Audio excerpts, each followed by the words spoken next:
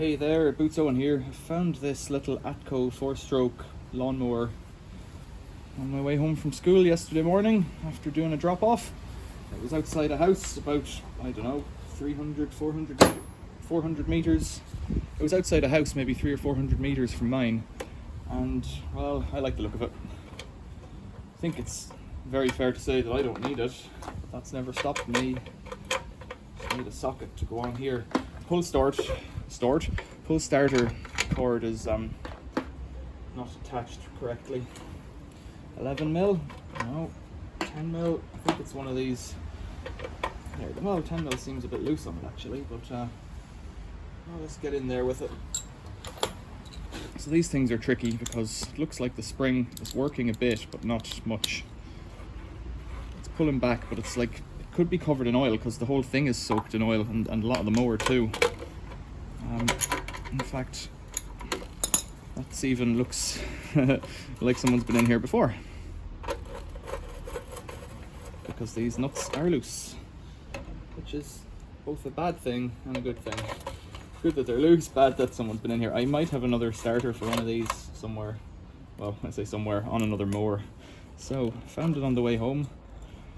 Plastic, which means some of it's all metal, but some of it's plastic. So these guys are meant to pop out, and they're quite stiff. Why is it not recoiling correctly? Like, I could rewind it by hand, but obviously I shouldn't have to. Now it's getting stuck. So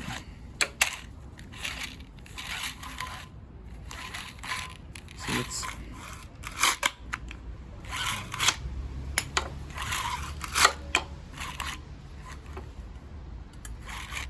I wonder if I could just wind on the handle a little bit. It's completely soaked, like it's wicked up a load of oil. That's bizarre. That's hard. I think I'll just cut that and put it further back. Oh, there's washers on there. I wonder, are they meant to be there? Right. So if I cut this and make the string that little bit shorter, it shouldn't matter because there seems to be a lot of string left on it. Now, if this is soaked in oil, no, it's not going on fire, bizarrely. I'm just heating it with a cigarette lighter to seal the end so that the string bits don't go everywhere. Let's pull this cord out.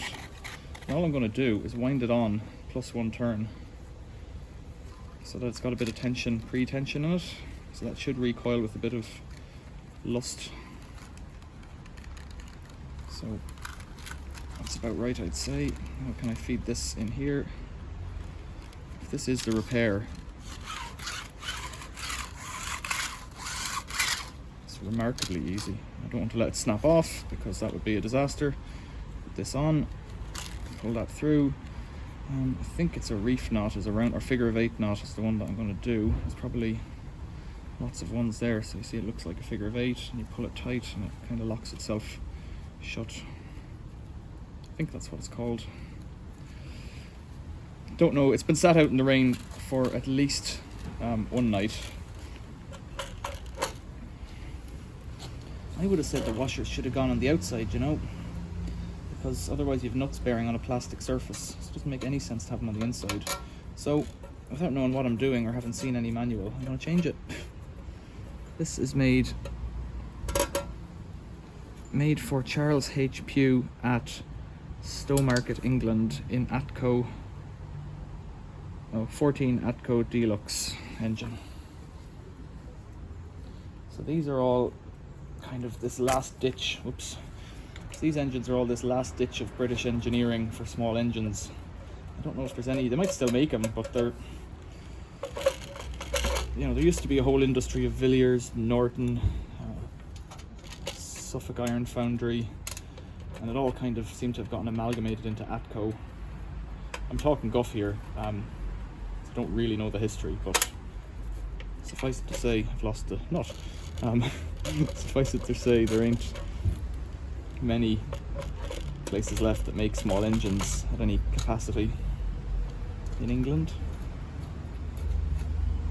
except maybe Atco still makes them, or maybe somebody still makes them as a novelty for like these old style cricket lawnmowers that still exist, and you can still go out and buy them, so I presume they still make them somewhere.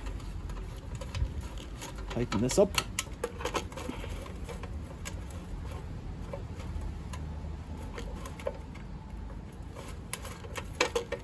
Any fuel in it, do you think? Doubt it. I have fuel nearby out here. Let's just tighten this up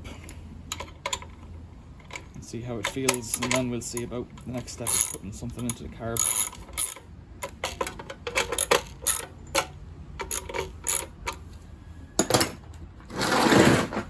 How does this feel?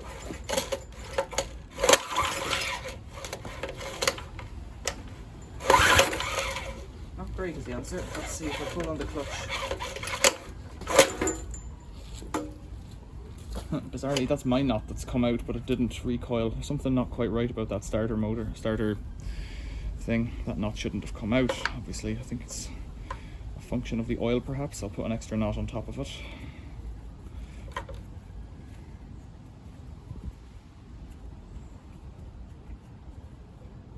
Lucky it didn't coil inside, but also if it didn't coil inside, why did it not?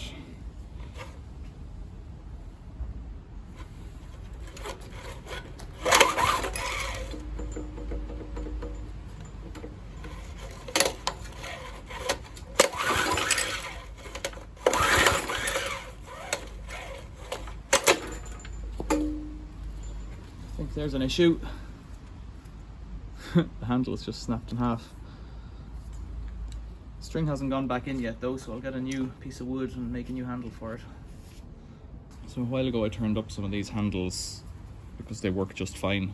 But I also have one of these plastic ones, so I'll try the plastic one first. The starter's stuck on now, the recoil. I don't know where I'm going with this. This oil is thick here, soaking out of this like a wick.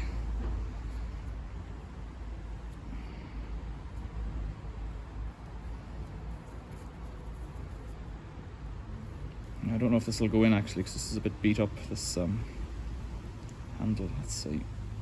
Sometimes twisting it helps, but it's quite chewed up in there.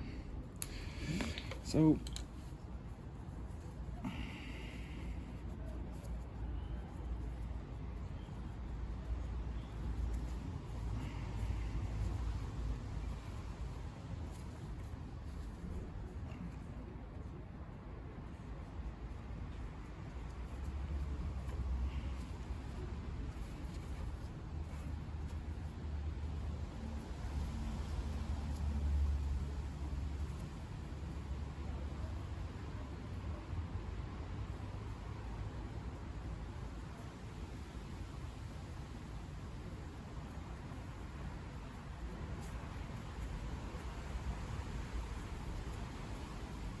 probably a better knot for this purpose, but I don't know it.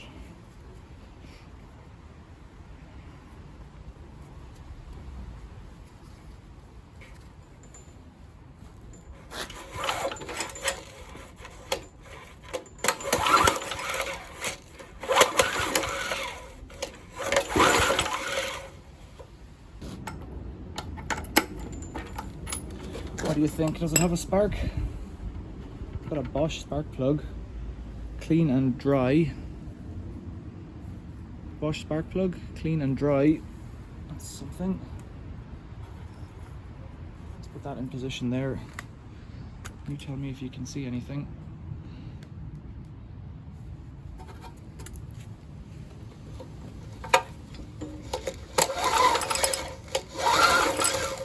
Don't see anything there. It's not great.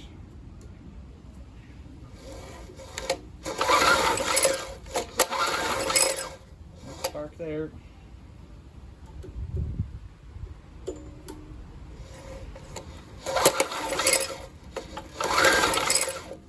There is a kill switch on the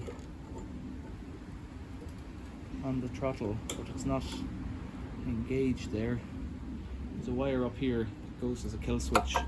With it fully on, it could be a points issue.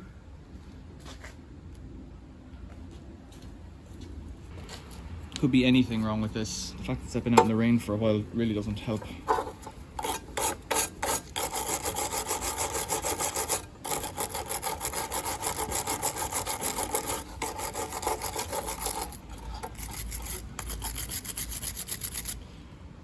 Sometimes cleaning the points helps.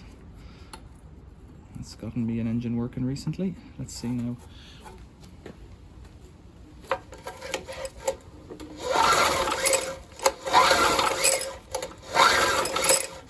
I don't see anything, and I think that's where I'm stopping for now. So I don't really want to do any more on this today. So maybe I'll make more videos for this in the future, we'll see.